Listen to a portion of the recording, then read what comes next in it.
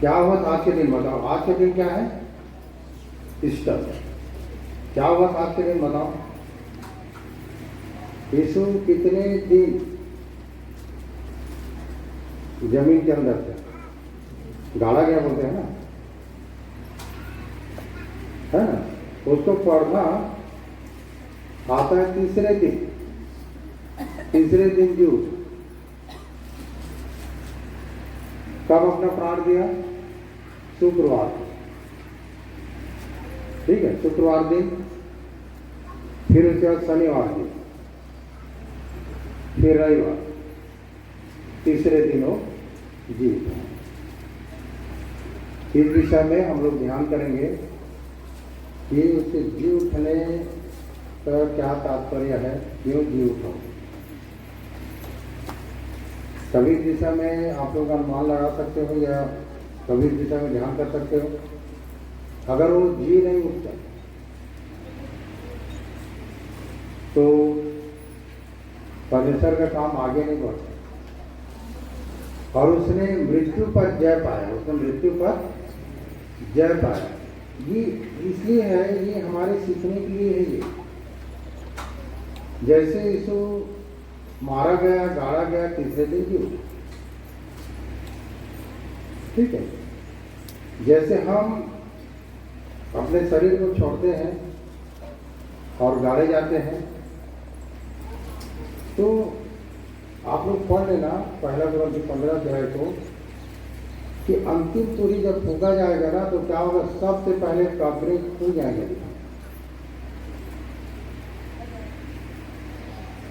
तो पढ़ना, सबसे पहले क्या होगा? कब्र जो है खुल जाएगा। अगर देखो, अगर अभी हम जिंदा हैं, हम अंतिम तुरी फूंक दिया जाएगा तो हम तो गाड़े नहीं गए, मरे नहीं, तो हम क्या होंगे? पलक मारते ही बदल जाएंगे। मतलब हमारा ये शरीर नहीं रहेगा, हमारा शरीर अलग हो जाएगा। वो शरीर जिससे हम आर पार जा सकते हैं दीवार पे। और यदि हम सो गए हैं, मतलब मर गए हैं और हम गाड़े गए हैं, तो अंतिम तुरी जब फूका जाएगा उस दिन आप जी उठोगे।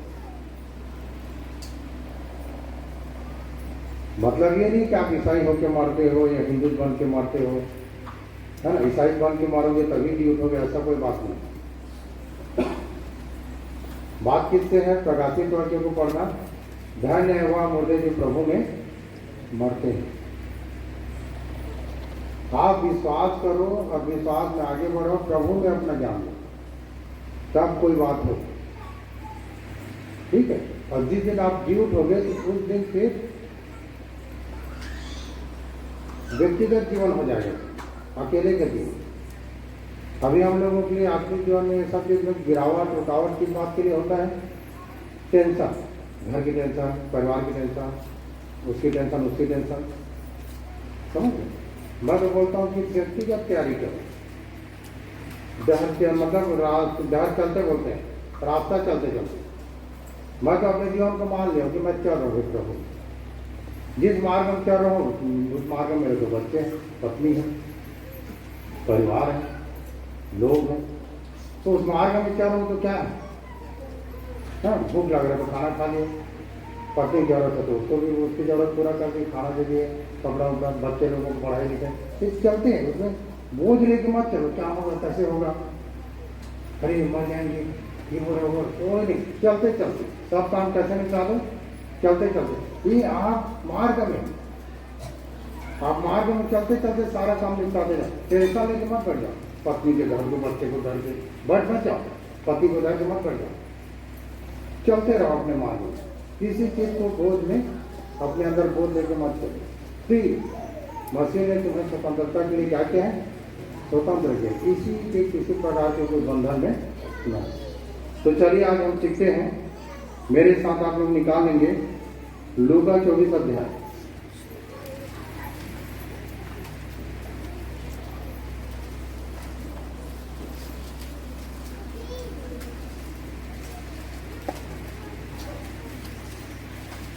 तो उसके पहले पद से ध्यान से सुनिएगा।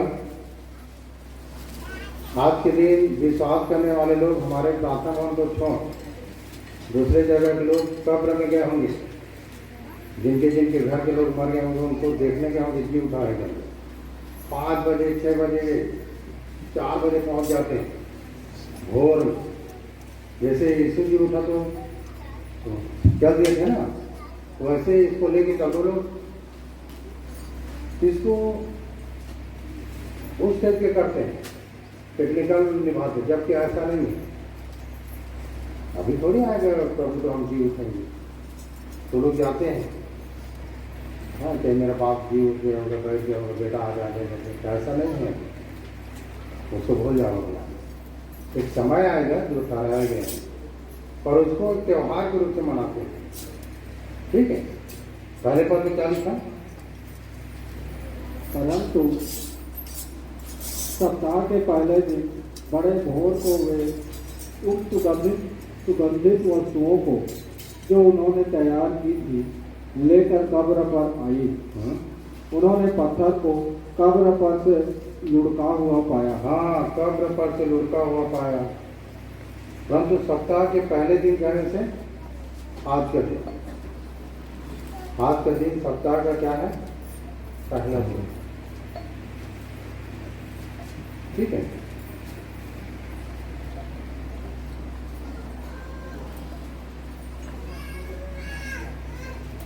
भोर को भी उन सुगंधित वस्तुओं को जो उन्होंने तैयार की थी लेकर कब्र पर आई।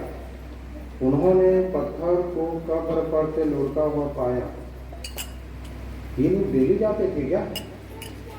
जब यीशु कहा था एक चट्टान मतलब पहाड़ है उसको खोदे थे, एक व्यक्ति है जिसने कब्र बनवाया था, यीशु नाम का एक धनी व्यक्ति। यीशु के शव को ले लिया और उसको वहाँ ले जाकर रखा। यशया को पढ़ोगे तो लिखा है कि दुष्टों के कब्र में यीशु को रखा गया, लिखा है ना। अभी कब्र का लड़ाई चलता है, कम से कम बढ़िया नहीं, मुक्ति धाम का, सबका अलग अलग मुक्ति धाम हो।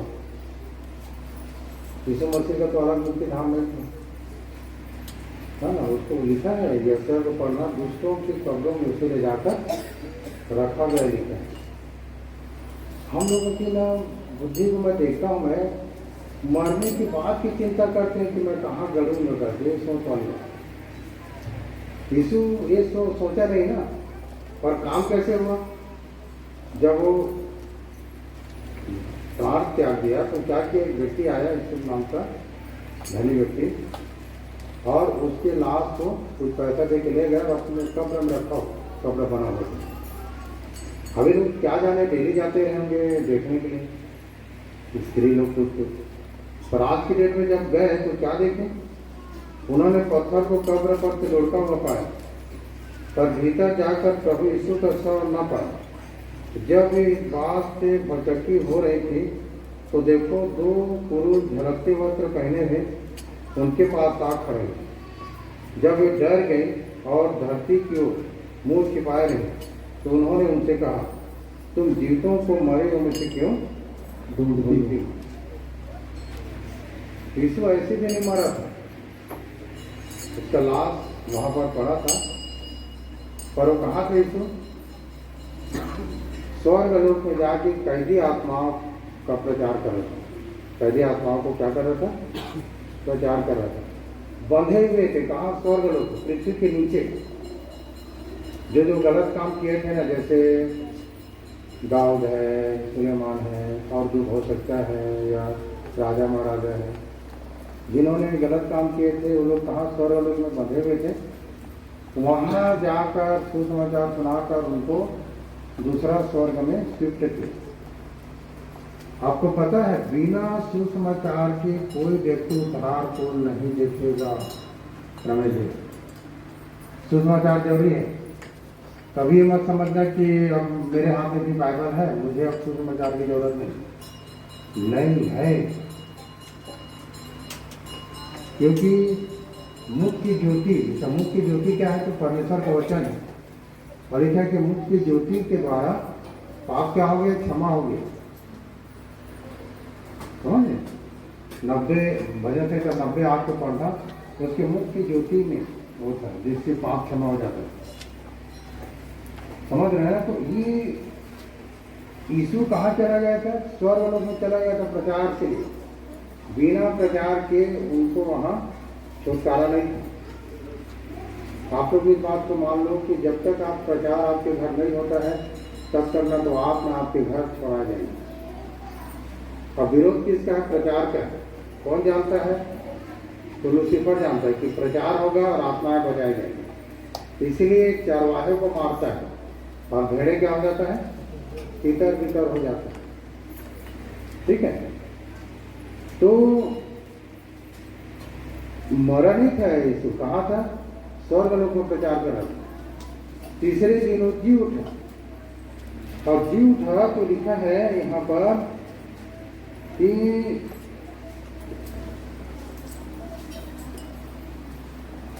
वह यहाँ नहीं परंतु जी उठा है। स्मरण करो तो उसने गलील में रहते हुए तुमसे कहा था अवश्य है कि मनुष्य पुत्र पापियों के हाथ में पकड़वाया जाए और क्रूस पर चढ़ाया जाए और तीसरे दिन जी उठे। यीशु जी उठा मतलब वहां पर शव नहीं था, मतलब वो शरीर उसके जी गया, मृत्यु में से जय पाया। ठीक है? ये है, ये काम है परमेश्वर के, जो जी उठा था ना। सब आगे क्या हुआ पढ़ोगे? तब उसकी बातें उनको स्मरण आई और कब्र से लौटकर उन्होंने उन 11 को और अन्य सब को ये सब बातें कह सुनाई। उन्होंने प्रेरितों से ये बातें कही। वे मरियम मगदलीनी और यो अन्ना और याकूब की माता मरियम और उनके साथ की अन्य स्त्रियां भी थी। बहुत स्त्रियां थी, अन्य स्त्रियां कहने से और स्त्रियां थी। 3 जने के नाम या नाम का जिक्र है, पर अन्य भी स्त्री वहां गए हुए थे। कहाँ? तो कब जाने पर आगे, परंतु उनकी बातें उन्हें कहानी सी जान पड़ी। हाँ, परंतु उनकी बातें उनको कैसे जान पड़ा? कहानी से जान पड़ी। कहानी से जान पड़ा ना, जब ये लोग बताने लगे ऐसा वैसा करके। मनुष्य तुरंत विश्वास नहीं करते हैं ना। अभी हम लोग प्रचार करते हैं तो प्रचार में क्या करते हैं? नूह के समय से प्रचार हो रहा है। जब जल प्रलय के समय पर नूह प्रचार करता था कि 40 दिन पर जल प्रलय होगा। ठीक है? नूह ठट्ठा कर रहे हैं, मजाक कर रहे हैं और लोग उसको पागल बोलते थे। मैदान में 300 हाथ लंबा जहाज 50 हाथ चौड़ा 80 हाथ ऊंचा बना रहा था। तो कहाँ लेके जाएंगे? नहीं समझते। अभी भी कई लोगों को समझ में नहीं आता है प्रचार का मतलब। लोग सोचते बस हमारा तकलीफ ठीक हो जाए, घर की समस्या दूर हो जाए। हम लोग अंग्रेज मारते रहते हैं ऐसे करके। हम लोगों को वो लगता है, आलस लगता है। गंभीरता को समझो प्रचार की। ठीक है? कई लोगों को कैसे लगे यहाँ कहानी कैसे लगा? ठीक है? प्रतीति न की, कहानी से जान पड़ी और उन्होंने उनकी प्रतीति न की। तब पतरस उठकर कब्र पर दौड़ा गया और झुक कर केवल कपड़े ही पड़े देखे और जो हुआ था उससे अचंभा करता हुआ अपने घर चला गया। ये और किसी को नहीं पता। पतरस कौन था? स्त्रियां तो प्रचार कर ली, बोलते हैं ना, स्त्रियों को कोई बात बता दो तो घर पहुंचते पहुंचते तो 4 जने को बता के ही घर जाएगी, है ना। तो मैं बोलता हूँ कि सच्चाई को ना पुरुष को थोड़ी स्त्रियों को ज़्यादा बताओ, वो ज़्यादा फैला देगी बात। ये सुना मैं, ये देखा और घर पहुंचे और स्त्रियां देखी और कहा कि बताने लगी, कहानी बताने लगी ऐसा ऐसा हुआ है करके, और वो देखा और घर पहुंचे। पुरुष जो है ना अक्सर किसी बात पे या तो ध्यान नहीं करेगा और कुछ होगा तो उसको मतलब नहीं। ठीक है? पर पता है स्त्रियां सबसे ज्यादा कलीसिया, कहीं भी जाओ, कहीं पर भी सभाओं से सबसे ज्यादा स्त्रियां रहती है। इसका कारण मालूम है? इसके कारण ये है कि प्रभु के दृष्टि में हम सब दुल्हन है, पर पुरुष में एक्सेप्ट नहीं करता। मैं दुल्हन कर दी जाती पुरुष जो है दुल्हन को एक्सेप्ट नहीं कर, पर स्त्रियां तुरंत दुल्हन करके एक्सेप्ट कर लेते, इसीलिए वो लोग जल्दी सरलता चाह जाते हैं। इसीलिए कहीं पर भी जाओ उनका जो ज़्यादा रहता है, क्योंकि किसी चीज़ को तुरंत अपना लेते हैं। ठीक है, ये तो सीधा भाग गया, घर चला गया। तब 13 पद से क्या हुआ? उसी दिन उनमें से 2 जन इम्माऊस नामक एक गांव को जा रहे थे, जो यरूशलेम से कोई 7 मील की दूरी पर था। हाँ, उसी दिन उनमें से 2 जन इम्माऊस नामक के गांव को जा रहे थे, जो यरूशलेम से कोई 7 मील की दूरी पर था। वे इन बातों पर जो हुई थी आपस में बातचीत करते जा रहे थे। अब ताज़ा ताज़ा खबर था। देखो, हम लोग परसों गुड फ्राइडे मनाए है ना, अब पता नहीं आप लोग इसकी चर्चा किए कि नहीं किए, ये तो मैं नहीं जानता, पर मतलब मैं परसों से लेकर आज तक चर्चा करते रहा गुड फ्राइडे के लिए। पता नहीं आप लोग चर्चा किए कि नहीं किए, गुड फ्राइडे में मनाए, खा पिए घर गए, भूल गए, ऐसा है क्या?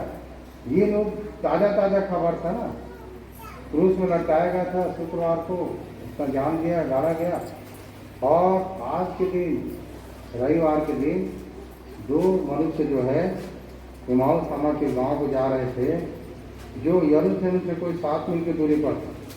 वे इन बातों पर जो हुई थी आपस में बातचीत करते जा रहे थे। आप लोग आपस में बातचीत किए, प्रभु की से क्रूस में क्यों जान दिया, क्यों अपना लहू बहाया? कितने लोग चर्चा किए थे आपस में या अपने आप में? यही पहचान है कि परमेश्वर आपको चुना है कि नहीं चुना है। इन लोगों को देखो, आपस में क्या करते जा रहे थे? चर्चा करते जा रहे थे, बातचीत करते जा रहे थे। तब 15 पद, और जब वे आपस में बातचीत और पूछताछ कर रहे थे, तो यीशु आप पास आकर उनके साथ बोले। हाँ, ये लोग जब आपस में बातचीत कर रहे थे तो यीशु उनके पास आकर उनके साथ बोलिए। अब 3 हो गए, ठीक है, 3 हो गए। पर आगे, परंतु उनकी आंखें ऐसी बंद कर दी गई थी कि उसे पहचान न सके। हाँ, यीशु खुद उनके साथ हो लिया और आंख ऐसा बंद हो गया कि पहचान न पाए। कभी कभी क्या होता है कि हमारे आंख बंद रहता है, सारा चीज मैं प्रचार के दौरान इतना परिश्रम करता हूँ, बताने का बहुत सारा मतलब उपाय करता हूँ कि कैसे समझे, कैसे जाने, कैसे उस सत्य को देखें, पर दर्शी रूप की आंख क्या है? बंद है, नहीं आता है समझ में। यहाँ तो स्वयं यीशु आके उन लोगों के बीच में खड़ा हो गया, पर उनको समझ में नहीं, देख ही नहीं पा रहे कि कौन है करके। कभी कभी इस बात को भी याद रखना, आपके जीवन में भी ऐसा होगा कि किसी रूप में प्रभु आ जाएगा आपको परखने के लिए, पर आपको समझ में नहीं आएगा। इसीलिए हमेशा जब प्रभु में रहोगे, बने रहोगे ना, तुरंत पहचान होगा ये तो काम प्रभु का है। ठीक है, ये लोग क्या हो गए? परंतु उनकी आंखें ऐसे बंद कर दी गई थी कि उसे पहचान न सके। उसने उनसे पूछा, ये क्या बातें हैं जो तुम चलते चलते आपस में करते हो? कौन पूछ रहा है? यीशु। ये उदास से खड़े रह गए, उदास हो गए और खड़े रह गए। मतलब इतना दुख प्रभु के विषय में कि हमारा प्रभु के साथ ऐसा हो गया करके पूरा उदासी से खड़े रह गए। ठीक है, यह सुनकर उनमें से क्लियोपास नामक एक व्यक्ति ने कहा, क्या तू यरूशलेम में अकेला परदेसी है? मतलब यरूशलेम में जो घटना हुआ था, बोलते क्या तू यरूशलेम में अकेला परदेसी है जो जान नहीं रहे? क्योंकि यरूशलेम के बच्चा जान रहे थे इस बात से कि क्या हुआ था शुक्रवार। सब बच्चे हर कोई जान रहा था। अभी लोग इसलिए तंग हो गए कि जो पूछ गए कि क्या हुआ था बताओ करके, किस बात की चर्चा कर रहे हो? ये लोग एकदम उदास होकर खड़े रह गए ना। यह सुनकर उनमें से क्लियोपास नामक एक व्यक्ति ने कहा, क्या तू यरूशलेम में अकेला परदेसी जो नहीं जानता कि इन दिनों में उसमें क्या क्या हुआ है? उसने उनसे पूछा, कौन सी बात है? कौन सी बातें? उन्होंने उससे कहा, यीशु नासरी के विषय में, जो परमेश्वर और सब लोगों के निकट काम और वचन में सामर्थ्य हो सकता था। और प्रधान याजकों और हमारे सरदारों ने उसे पकड़ा दिया कि उस पर मृत्यु की आज्ञा दी जाए। और उसे क्रूस पर चढ़ाया, परंतु हमें आशा थी कि यही इजराइल का छुटकारा देगा। इन सब बातों के सिवाय इस घटना को हुए तीसरा दिन। मतलब ये सब इस बात को मान लिए थे कि यही हमें क्या देगा, छुटकारा देगा, राजा के हाथ से बचाएगा। बस आना बताना बोल रहे थे ना, जब यरूशलेम जा रहे थे तो बिनती सुन, सफलता दे, सहायता कर, बचा ले। तो ये सब उम्मीद लगाए हुए थे। पर इनका कहना ये था कि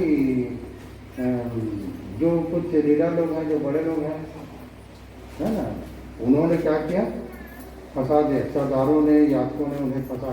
कौन लोग फंसाए थे मालूम है? सरदार आता तो समझ में आता, याजक लोग फंसा के मरवा दिए। याजक कहने से वचन सुनाने वाला व्यक्ति, एक वचन सुनाने वाला व्यक्ति को फंसा कर क्रूस में चढ़ा दिया। मेरे कहने का मतलब ये, कई घटना कोई चले जाते हैं ना प्रचारक लोग, तो हम लोग बड़े दिन और नाम को ग्रहण करते हैं।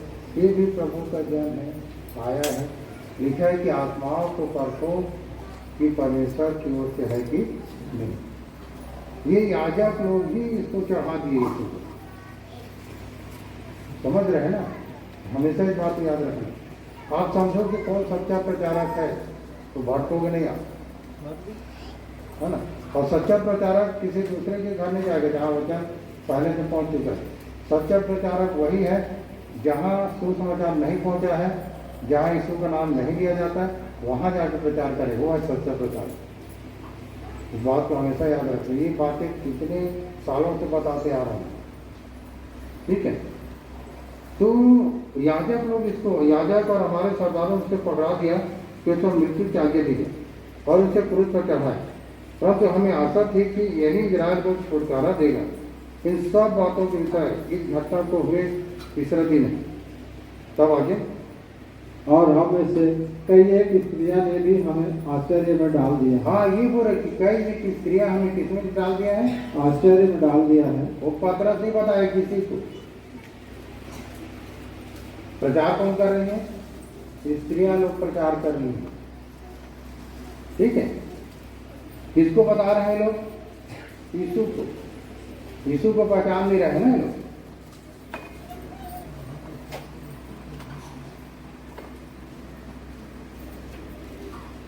जो भोर को कब्र पर गई थी और जब उसका शव न पाया तो यह कहती हुई आई कि हमने स्वर्गदूतों को दर्शन पाया जिन्होंने कहा कि वह जीवित है। तब हमारे साथियों में से कई एक कब्र पर गए और जैसा स्त्रियों ने कहा था वैसा ही पाया, परंतु उसको न देखा। इसको न देखा, ये लोग जो दो जन है जो मौत के मार्ग में है, यीशु को ही बता रहे हैं सब बात। कभी कभी क्या होता है मालूम है, किसी मनुष्य के साथ हो के यीशु आपके साथ चलेगा, ये भी याद है। आप जा रहे हो कहीं घूमने जा रहे हो, दिल्ली बॉम्बे या कहीं जा रहे हो, शादी ब्याह में कहीं पर फंसे हो, यीशु आ गया, क्या करने आए? मगन वहां पर प्रभु की चर्चा नहीं कर रहा। ये तो चर्चा कर रहे थे ना यीशु की विषय। आप कहीं पर जाते हो किसी मार्ग में, उसकी चर्चा करते नहीं, क्योंकि लिखा है ना, निर्गमन उठते बैठते चलते, है ना, चर्चा किया करना। मार्ग में उठते बैठते चलते क्या करना? चर्चा किया करना, अपने नाती पोतों को बताया करना। आप लोग बताते हो अपने बच्चे को, अपने घर में अपने साथ एक साथ बैठ के चर्चा करते हो? करना चाहिए, ठीक है। ये चर्चा कर रहे थे। तब हमारे साथियों में से कई एक कब्र पर गए और जैसा स्त्रियों ने कहा था वैसा ही पाया, परंतु उसको न देखा। तब उसने उनसे कहा, हे निर्बुद्धियों और भ्रष्टाचारियों की सब बातों पर विश्वास करने में मंदमतियों। मंदमतियों मतलब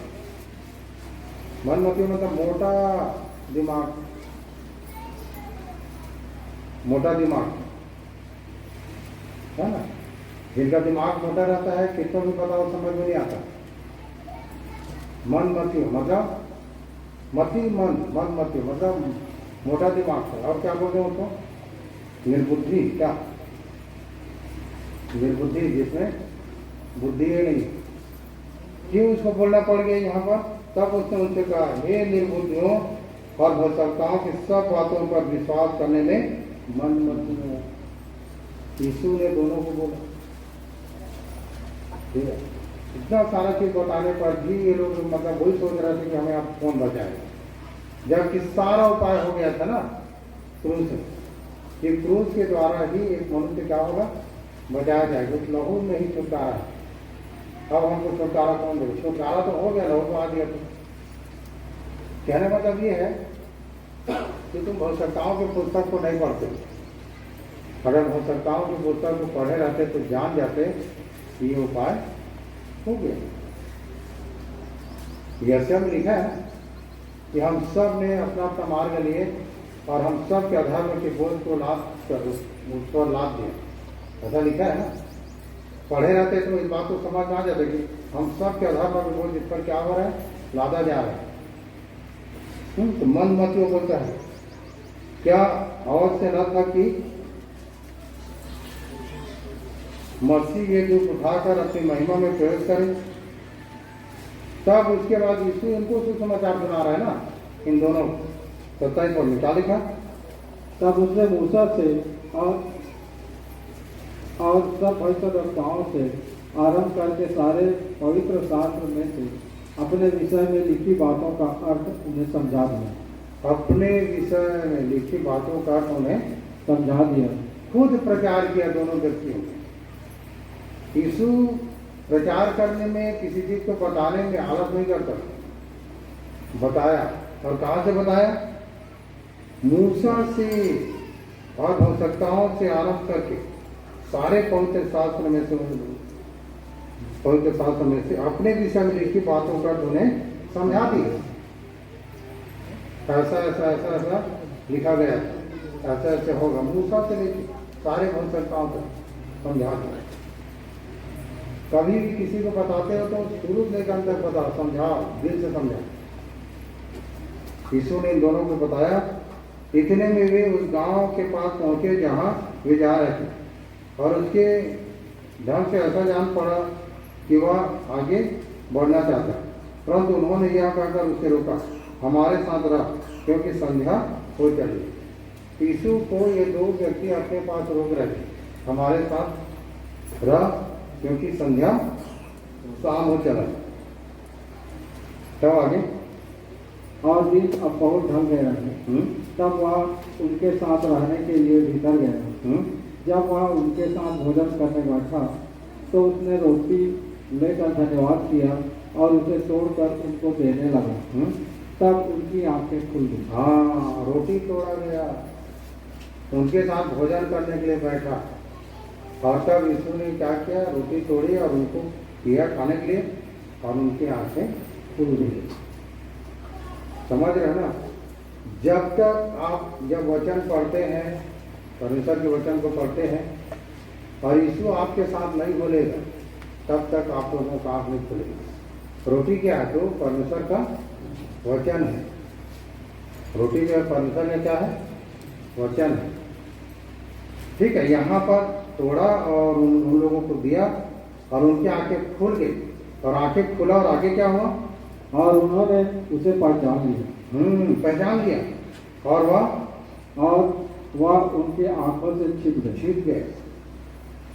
याद रखना,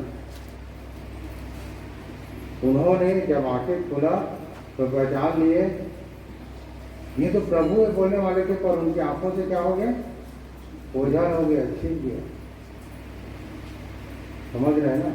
तो ये है, उन्होंने आपस में कहा, जब वह मार्ग में हमसे बातें करता था और पवित्र शास्त्र का अर्थ हमें समझाता था, तो क्या हमारे मन में उत्तेजना न उत्पन्न हुई?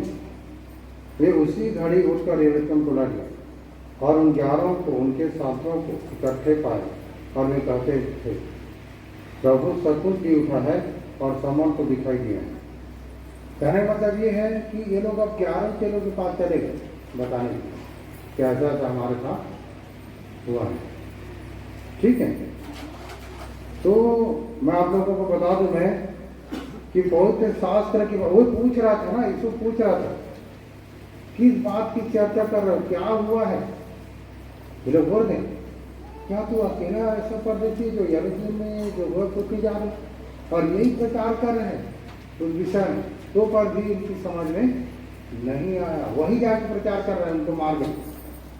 ये हमसे पूछ रहे हैं और हम ही को बता रहे हैं, तो कम से कम समझ में तो आना चाहिए ना कि है कौन कर। तो मैं आप लोगों को बता दूं कि जब तक परमेश्वर और यीशु हम पर दया नहीं करेगा तब तक ना तो हम उसको देख सकते हैं, ना पहचान सकते हैं, ना जान सकते हैं। आपके बाइबल पढ़ने से, प्रार्थना दुआ करने से नहीं, तो उसकी दया और अनुग्रह होने से सब कुछ हो सकता है। जब तक उसकी दया और अनुग्रह हमारे जीवन में नहीं होगा तब तक ये कुछ नहीं हो सकता। समझ रहे हैं? ये देखे और उसके बाद क्या हो गया, तुरंत उनकी आंखों से छिप गया, उधर हो गया। तब उन्होंने मार्ग की बातें उन्हें बता दी और यह भी कि उन्होंने उसे रोटी तोड़ते समय कैसे पहचाना। देख रहे थे ना उसको, जब जा रहे थे तीनों दोनों देख रहे थे यीशु को पर पहचान नहीं रहे। दोनों देख रहे थे पर पहचान नहीं रहे थे। रोटी तोड़ के दिया तभी पहचाने। याद रखना, जब आपको यीशु रोटी मतलब परमेश्वर का वचन जब देने लग जाएगा आप लोगों को, तब उसको पहचान जाओगे कि यीशु मेरा प्रभु है।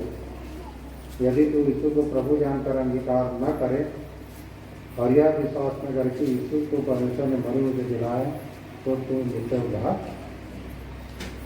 जी। ठीक है। और फिर उसके बाद में एक बात मैं और आप लोगों को बताना चाहूँगा। ये हुआ कि कैसे मत्ती निकालने का ट्राई करते हैं।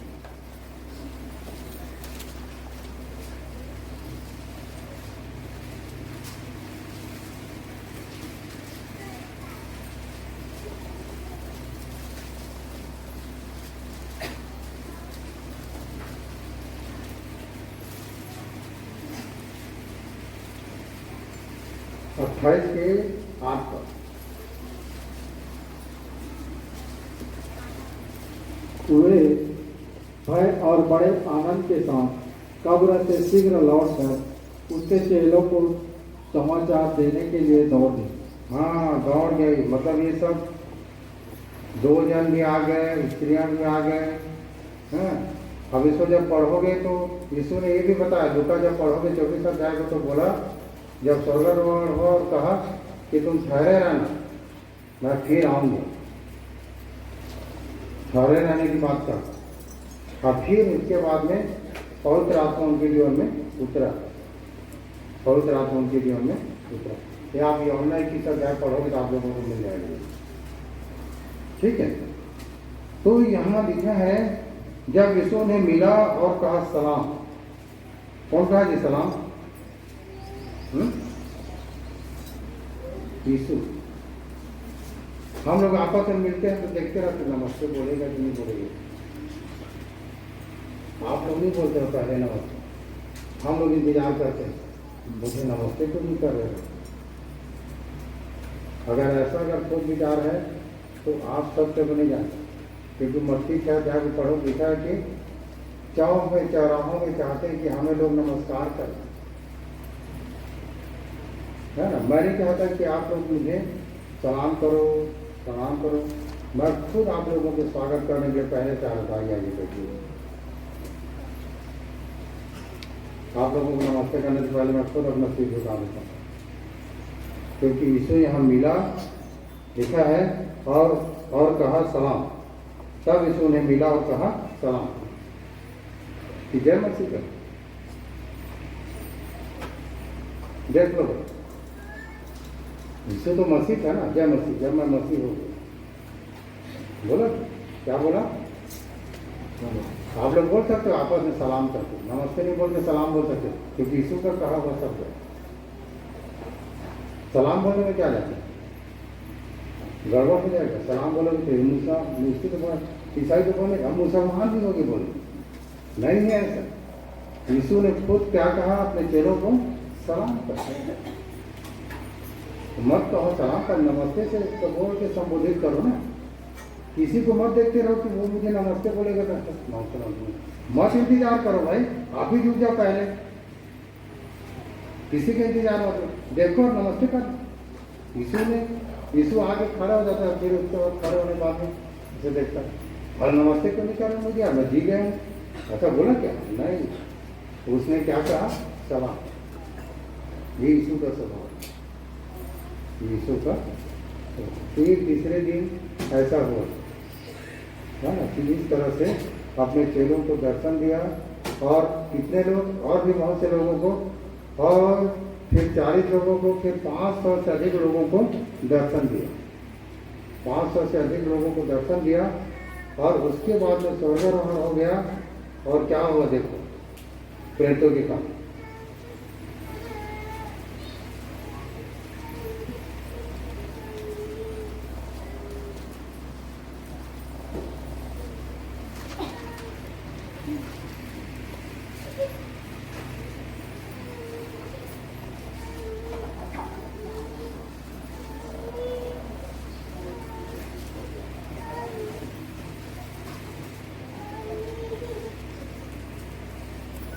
एक के 6 पर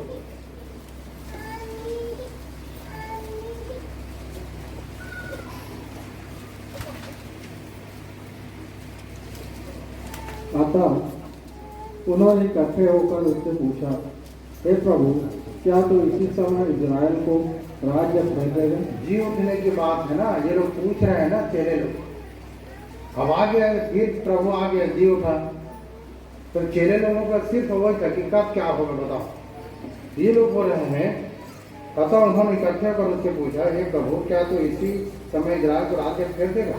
तो उसने उनसे कहा, उन समयों या कालों का जानना जिनको पिता ने अपने ही अधिकार में रखा है तुम्हारा काम नहीं, परंतु जब पवित्र आत्मा तुम पर आएगा तब तुम क्या पाओगे? सामर्थ पाओगे, और यरूशलेम और सारे यहूदिया और सामरिया और पृथ्वी के छोर तक तुम मेरे गवाह हो। कहने का मतलब ये है कि पुत्र को भी नहीं बताया ना पिता कि कब राज्य दिया जाएगा इजराइल में। अपने अधिकार और अपने वश में रखा है। हर आदमी अभी राज्य राज्य राज्य ये चाहिए वो चाहिए, है ना, कुछ नहीं, बने रहो ना, राज्य तो मिल जाएगा। जब यीशु उनके साथ आया, जी उठा, उनसे बातचीत कर रहा था, और कुछ नहीं है। अब राज्य का वहाँ भी यरूशलेम में विजय करो तो वहाँ भी इसका राज्य होगा तो अच्छा होगा। अभी भी हो रहा, राज्य देंगे क्या प्रभु है? बोलते हैं ना, इस समय और कालों के विषय में, है ना, पिता जो है गुप्त रखा है, अपने वश में रखा है, इसको जानना तुम्हारा काम नहीं है। यह कहकर वह उनके देखते देखते ऊपर उठा लिया गया, और बादल ने उसे उनकी आंखों से छिपा लिया। उसके जाते समय जब वे आकाश की ओर ताक रहे थे, तो देखो 2 पुरुष श्वेत वस्त्र पहने हुए उनके पास आ खड़े। मतलब यीशु नहीं बोला ना मैं आऊंगा करके, वो जब छिप गया तो 2 पुरुष, क्या लिखा है यहाँ पर?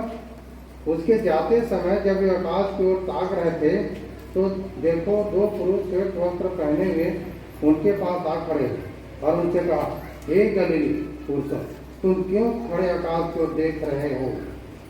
यही यीशु जो तुम्हारे पास से स्वर्ग पर उठा लिया गया, जिस रीति से तुमने उसे स्वर्ग को जाते देखा है, उसी रीति से वह फिर आएगा। ये स्वर्गदूत बताए, जिस रीति से उसे जाते हुए देखे हो, तो फिर उसी रीति से तुम्हारे बीच में आएगा। और इस तरह से यीशु स्वर्गारोहण हो गया। ठीक है, अब उसका इंतजार करो कि वो आएगा, और जब वो आएगा तो हम अपने आप को क्या पाएंगे? पवित्र पाए तो ठीक, नहीं अगर वो आएगा और कहीं बेविचारी हो गए, हाँ, कहीं तो एक बार उठेगा, वो आगे तो जाएगा ना कल से। कहीं बात तो सोचता कि अगर इस बात के लिए कभी ध्यान कर, जब वो आ गया और इसमें से आधे लोग रुक गए और आधे लोग चले गए, तो फिर इंतजार करोगे क्या कि प्रभु फिर आएगा दोबारा? एक ही बार आएगा, एक बार आएगा और अपने कलिसिया अपने दुल्हन को उठा कर ले जाएगा। आप लोग देख कि अगर आप अपने आप को तैयारी कर लिए हो दुल्हन के रूप में, हर तरह से अपने आप को सजा लिए हो, आत्मी गहना आत्मी सारा चीज़ों में, जब प्रभु आएगा बादलों पर, यह नहीं आएगा, बादलों पर आएगा और रेप्चर हो जाएगा, मतलब कूद जाएंगे ऐसे करके पूरा चले जाएंगे। और जो रुक जाए वो छाती पीटेगा। समझ रहे? रुक जाए वो क्या करेगा? छाती पीटेगा। तो छाती पीटने की बात ना हो। दिल से बता रहा हूँ, पूरे मन से इस बात को समझो, क्योंकि कहानी कथा किस्सा नहीं है ये, ठीक है? तो यीशु क्या हो गया? स्वर्ग पर चला गया, उठा लिया गया। 2 स्वर्गदूत दूसरे कपड़े वो पहने हुए कहा, हे गलीली, क्या देख रहा है? जिस तरह से यीशु को ऊपर जाते हुए देख रहे उसी प्रकार से वो फिर आएगा। जब वो आएगा तो अपने आप को क्या करके रखना है? तैयारी करके रखना है। प्रभु हमें आशीष